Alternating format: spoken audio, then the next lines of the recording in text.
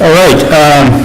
I'm going to take a little bit sort of different approach and talk about something that's maybe a little bit in the nearer term future, at least for what we see, and to talk about how we leverage location information that's in scholarly publications to actually do enhanced job or a better job at discovering and using scholarly knowledge. A little bit of background, so I'm a scientist with the U.S. Department of Agriculture. I work for the Ag Research Service in southern New Mexico, and they like to tell us that they value all of the things that we do, but really when it comes down to it, they care about one thing, and that's how many papers I publish a year. And so my interaction with the publishing sort of community is as an author and as a consumer, as a researcher. Now, I was reflecting a little bit on how the literature sort of search, the discovery process has changed over the years that I've been doing this. And when I was in grad school, we would have to go up to the library, and actually look through those sort of hard-bound sort of indexes of periodicals to find stuff that we were interested in. And then the coolest thing happened is those indexes started coming on floppy disks. And so we could get floppies and load them on our computers and do it that way. And then they started coming on CDs, and then eventually they started coming on the internet. But as I was sort of thinking back about that and reflecting that maybe I am as old as my kids like to remind me that I am, some of the technologies that we're using still have not changed a lot in that time period, right? We're still largely looking at keywords or topics or sort of general kind of place name descriptions of things. And so what happens if we want to search for a specific place? And I'm in the field of ecology and agriculture, and so most of the places that I work aren't conveniently named with place names that people recognize or that are standardized. And so that makes it even more challenging. But what also if I want to search not just for a place name, but I want to search for an area that's similar to that within the world and find literature that's known, that's from there. Or maybe I want to find something based on another criteria, like population density or economics or climate, right?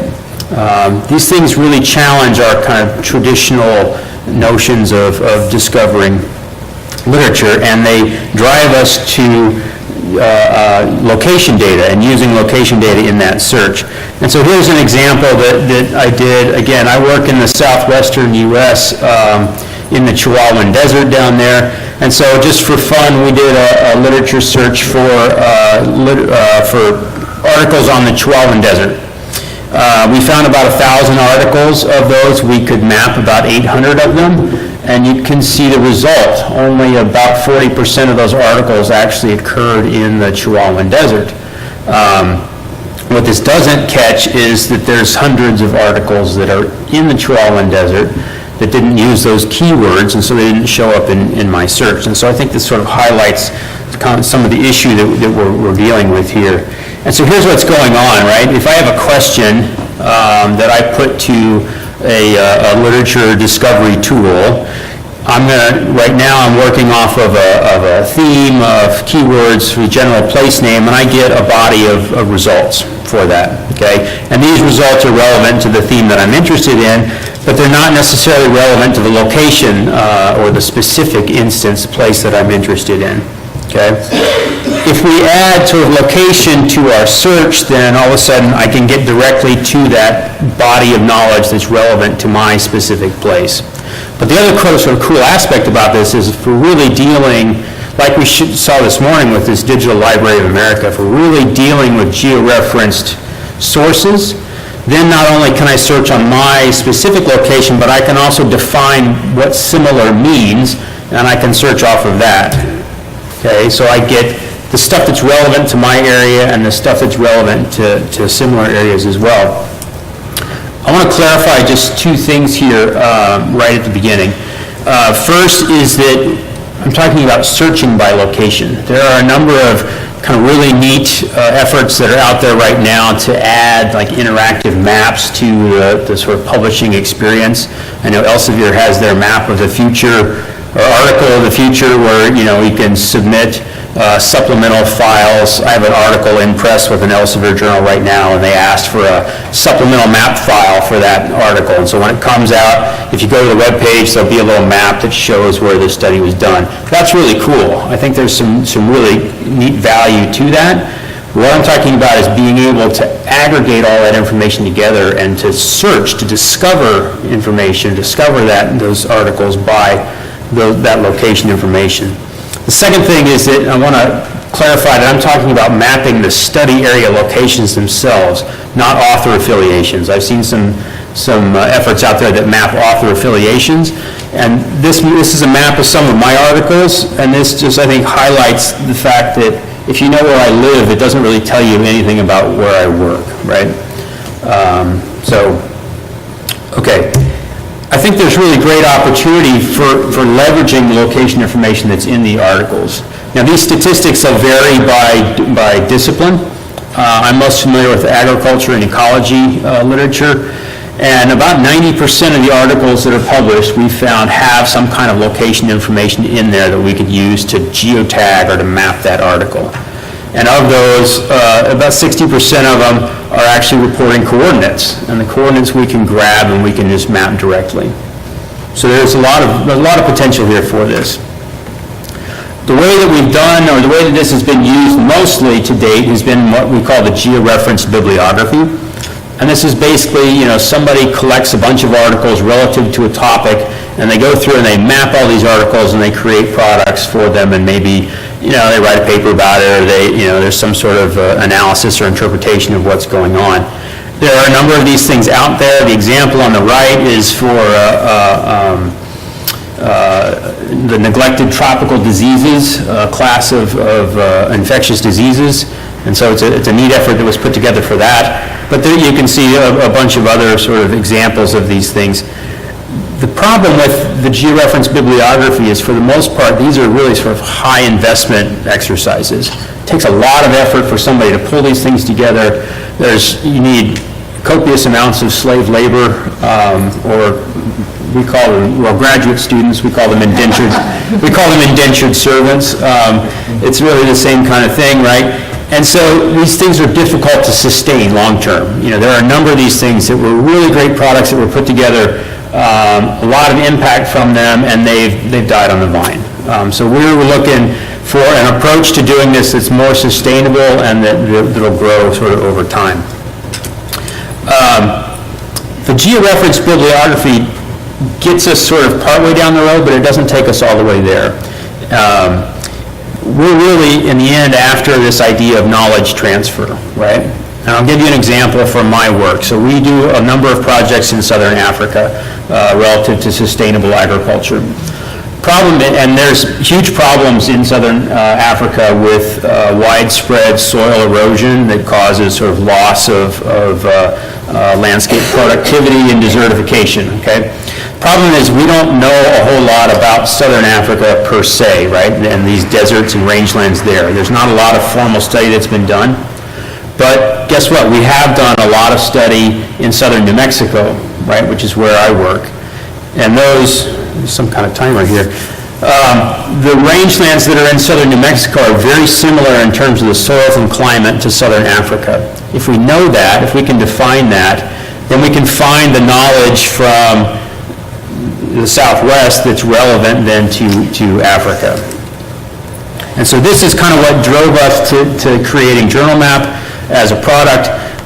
So we're geotagging scientific literature and then making it available via a search interface. So we can search not only by location, but we can also use these spatial filters. The filters that we have right now are heavily biased towards the things that I do, so they're biophysical filters.